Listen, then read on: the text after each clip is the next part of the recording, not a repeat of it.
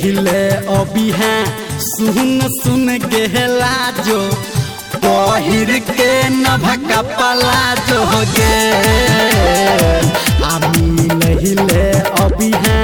सुन सुन गेला जो पहिर के नभका पला जो गे। Music by Ravinder Singh.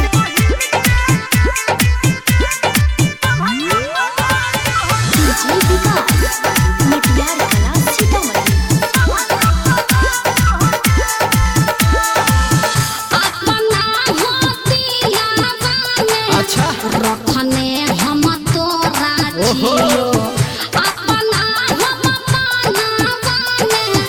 रखने हम तोरा छियो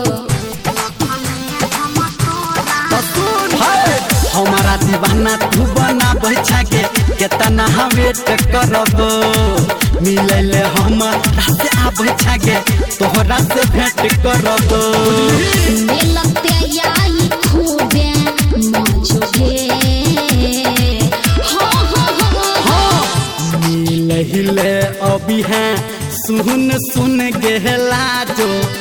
पहिर के नभका पला जो गे हिले अभी है सुन सुन गेला जो पहिर के नभका पला जो गे।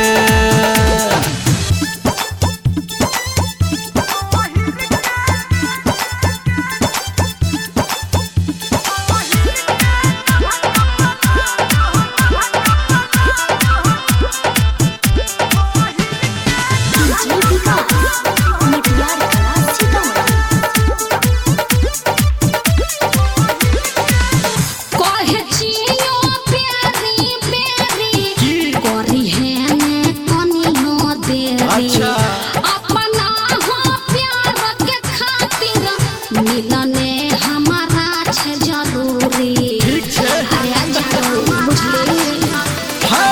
कहो धर्मेंद्र नीरमलिया के तोहर में आस तोरब कहो रविंदर सिंह तोहरा के दिल के खास रखब चली जेबई छोड़ के काजुगे हिले अभी है सुन सुन गेला जो पहिर के नभका पला जो गे हिले अभी है सुन सुन गेला